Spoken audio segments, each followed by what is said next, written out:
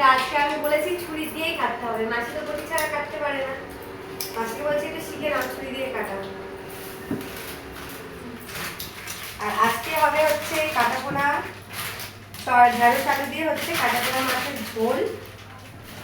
এই হলো সেই কাটাপোনা মাছ, ঢেঁড়স আলু টমেটো দিয়ে।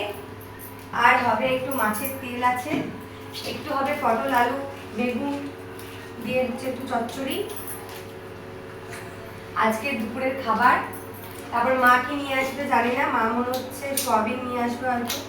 সয়াবিন বললো না, ডাল ভাত বললো। সয়াবিনও আনতে পারে, আবার ডাল ভাতও আনতে পারে, জানি না। না না, ডাল আলু ভাতে নয়, একটা তরকারি ডাল, শুধু ডাল ভাত হয় না।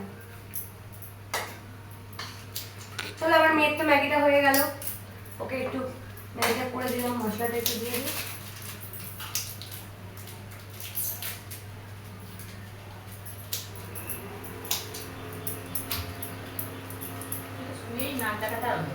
কে? আমি? মাসি মিথ্যা কিন্তু বলবে না। আমি নাক ডাকছি ঘুমি ঘুমি? কি বাবা, আমি তো ডাকি না, কালো মনে হচ্ছে।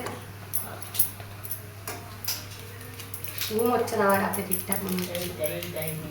হ্যাঁ সত্যি কথা, আমি কিন্তু ঘুমি ঘুমি কিন্তু না